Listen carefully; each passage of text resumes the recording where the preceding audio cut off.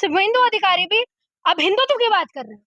जो एक टाइम में बीजेपी को पसंद नहीं करते थे, जो हिंदुत्व के अगेंस्ट में बोलते थे, मुसलमानों के समर्थन में उन्होंने अपने कई बयान दिए हैं, अब वो बोल रहे हैं जो जिहाद करेगा उनके खिलाफ में हम कार्रवाई करेंगे। सीएम बनने से ठीक 10 दिन पहले उन्होंने एक बयान दिया था और कहा था कि मुसलमान मुझे वोट नहीं देंगे, हिंदुओं के लिए काम करूंगा, मुसलमानों के लिए कोई काम नहीं करूंगा। मुझे ये चीज समझ में नहीं आती, साफ साफ लोगों को ये चीज दिख रही है कि एक पर्टिकुलर कम्युनिटी को हमेशा से टारगेट किया जा रहा है। तो आप वो लोग भी कहाँ हैं जो सेक्युलरिज्म की बात करते हैं? वो लोग कहाँ हैं जो बोलते हैं, वो लेफ्टिस्ट लोग, वो मुस्लिम लोग, वो लोग कहाँ हैं? कौन वोट दे रहा है फिर उनको? 15% लोगों को आप एकदम इग्नोर कर रहे हो और वो सरकार भी बना रहे हैं। जो बंगाल सेक्युलरिज्म के लिए आज तक फेमस रहा है, जो जिस बंगाल में भाईचारे के तौर पर लोग रह रहे हैं, उस बंगाल में आज राइट विंग की सरकार है, वो भी इसीलिए क्योंकि वो हिंदुत्व भी राजनीति कर रहे हैं। तो चरम सीमा पर है इसका मतलब, फिर किसी को सामने नहीं आना चाहिए। आपने देखा नहीं, शपथ ग्रहण में मोदी जी थे, स्मृति ईरानी थी। हाँ, कमाल की बात है, वो स्मृति ईरानी जो 300 रुपए के सिलेंडर के लिए सड़कों पर निकली थी, आज 900 रुपए का सिलेंडर हो रहा है, उसके लिए तो नहीं निकली, वहां शपथ लेने के लिए पहुंचवा दिया वहां पे उनको। तो शर्म करो। जो मतलब कल कैसे थे यार तुम, आज क्या हो तुम? और वो शुभेंदु अधिकारी जी भी ठीक है, बिल्कुल वैसे ही है जो हेमंता विश्व शर्मा है ना, जैसे उन्होंने किया कांग्रेस को छोड़ के बीजेपी में आए, ये भी वही कांग्रेस को छोड़ के बीजेपी में आने वाले लोग हैं। तो क्या दिक्कत है, भगवा धारण करके ही तो शपथ ली है। वही तो भगवा धारण करके ही यहाँ पे राजनीति होती है। मैं आज भगवा धारण कर लूं, मोदी जी आगे मेरे को टिकट दे देंगे, क्योंकि मोदी जी को उससे तो फर्क नहीं पड़ता तुम आइडियोलॉजी से कहाँ से आ रहे हो। हमारे बारे में बात करो, हमारे लिए 2 वोट मांगो, हम उसी में खुश हैं, तुमको दे देंगे। वहां पे हेमंता को वहां पे सीट दी। बंगाल की जनता परेशान थी दीदी से ना, इतनी परेशान क्या बीजेपी को लाके आपने बीजेपी को बिठा दिया?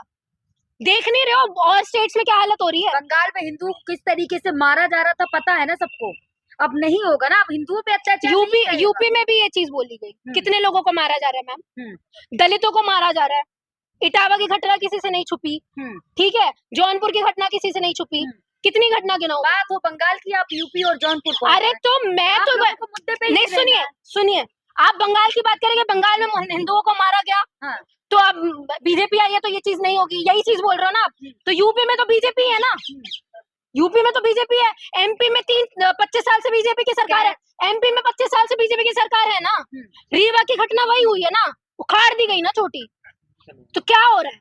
तलवार कहाँ बांटी जा रही है? यूपी में ही बांटी जा रही है ना। कह रहे हैं बंगाल में अब योगी जी का बुलडोजर काम आएगा, बुलडोजर चलेगा बंगाल। जहाँ जहाँ बुलडोजर चल रहा है वहाँ बेड़ा गर्क हो रहा है। हाँ। बुलडोजर यूपी में चले, देख लो क्या सिचुएशन है।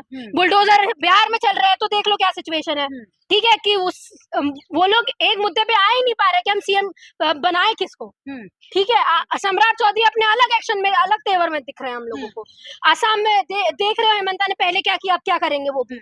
अब यहाँ पे एक कमी थी शुभेंदु की, वो भी कमी पूरी हो गई है। राजनीति किस दिशा में जा रही है आप बताइए?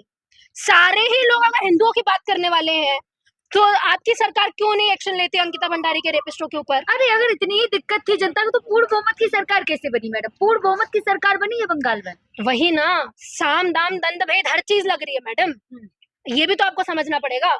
जिस देश में एसआईआर होना चाहिए ऐसे टाइम पे जब सारी चीजें नॉर्मल हो, इलेक्शन पास में ना हो, वहां पे इलेक्शन के दौरान एसआईआर हो रहा है। जब जनता नहीं, अरे बीजेपी को फर्क नहीं पड़ता कितने लोग किसके साथ में, कितने लोग ऑपोजिशन के साथ में। बीजेपी इज लाइक कि हम वोट ही नहीं देने देंगे लोगों को, तो सरकार बनेगी कैसे उनकी?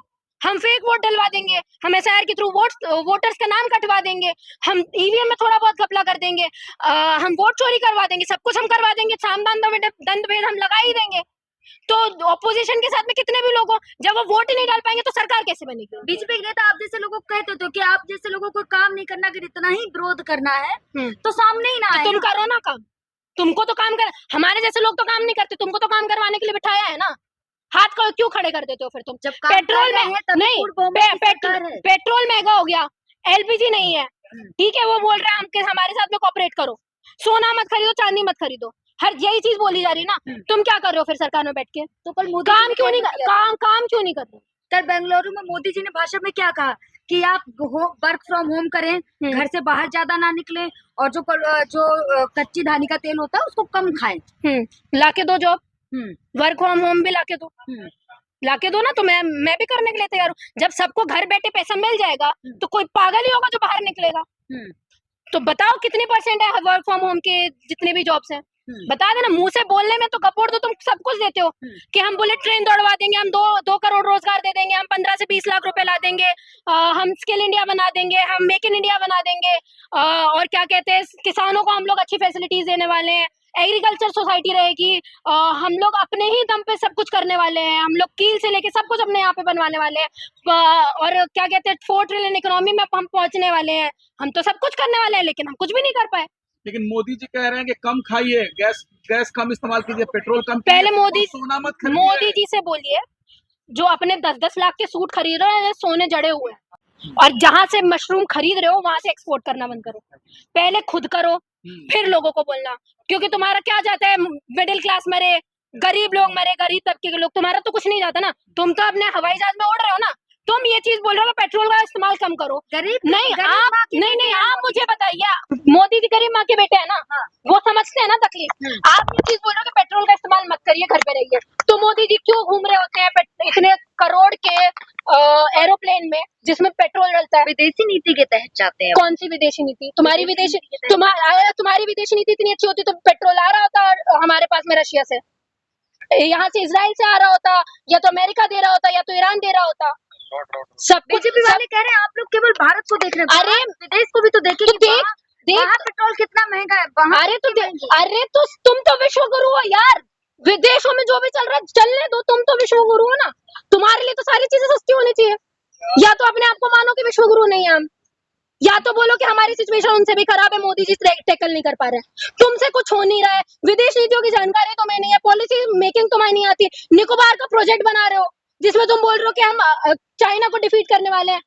तुम्हें शर्म है? वहां पे चाइना पहुंच चुका है ऑलरेडी, तुम वहां पे कुछ बना नहीं सकते हो। मोदी जी कह रहे हैं सोना मत खरीदिए शादी में 1 साल। अच्छा, और आप क्यों फिर खरीद रहे हो? हाँ। लो चलो ठीक है, मैंने मान लिया कि हम सोना खरीदना बंद कर देंगे, हम चांदी खरीदना बंद कर देंगे, उससे हमारा क्या भला हो रहा है? आप बताइए, पैसे कौन लाके देगा हमको? पैसे कौन लाके देगा? मोदी जी कमवा रहे हैं, हम तो मांग रहे हैं ना नौकरी दे रहे हैं। मैं कितनी नौकरी तो जिसमें ये लोग हैं जो स्कूल बंद कर रहे हैं, जो पढ़ने ही नहीं दे रहा, तो जॉब तक तो लोग पहुंच ही नहीं पाएंगे। आप लोग नौकरी का रोना खाना छोड़ दे, क्योंकि जिसके पास है पेट कैसे नहीं धर्म से पेट पालोगी आप? धर्म से पेट पालेंगे? नहीं, आप धर्म से पेट पालोगे? मुझे बताओ, नौकरी की बात नहीं करी।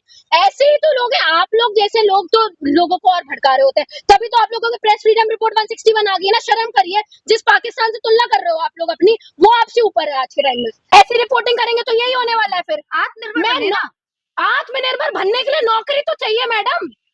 आत्मनिर्भर मैं खेती करने पहुंचू? आप अपना रोजगार करें, व्यवसाय करें। मोदी पैसे कौन दे रहा है? पैसे कौन दे रहा है? लोग दे तो रहे हैं। अरे 10,000 रुपए तो बिहार में दिए ना महिलाओं को कि आप अपना बिजनेस चालू करें। कितनी महिलाएं बिजनेस चालू कर पाई है? 10,000 रुपए में बिजनेस चालू होते हैं? सरकार ने तो योजना चलाई थी। अच्छा, तो आप मुझे बताइए सरकार कितने बिजनेस मॉडल्स पे अपना इन्वेस्टमेंट कर रही है? डेटा निकाल के दो आप मुझे, मैं यही खड़ी। गूगल पे सर्च करें, सब निकाल के दो ना। नहीं दे रही है, आप निकाल के दो। अगर आप बोल रहे हो सरकार दे रही है, तो जब मैं बोल रही हूँ डेटा ये चीज नहीं बोल रहा है कि वो सरकार इन्वेस्टमेंट नहीं कर पा रही है। सरकार के पास पैसा नहीं बच रहा है। योगी जी ने परसों यूपी में कितने रोजगार दिए? मैडम, सरकार अपना पैसा ना अडानी जी को देने के लिए निकोबार का प्रोजेक्ट निकाल रही है, वो लोगों को नहीं दे रही। वो तो चाहती है कि लोग मरे। ये बताइए, मोदी जी पे भरोसा है कि नहीं आप? बिल्कुल नहीं। मुझे भरोसा नहीं है। काम करना होता तो काम कर रहे होते हैं, ठीक है। और सबसे दुर्भाग्यतापूर्ण बात यह है कि इस देश में मोदी जी को कमाल का ऑपोजिशन मिला है, जो ऑपोजिशन एक साथ ही नहीं आना चाहता है, तो वो तो अपना ओवर कॉन्फिडेंस से मर रहे हैं। तो मोदी जी को यह है कि हमारे पास में ऑपोजिशन भी नहीं है, कुछ भी नहीं है, हम बढ़िया हैं, बैठे रहने दो, सब चंगा है, लोगों को धर्म के नाम पे भिड़ा दो, और यही चीजें चलने वाली। आने वाला लिख के ले लो, 29 का इलेक्शन में मोदी जी जीतने वाले।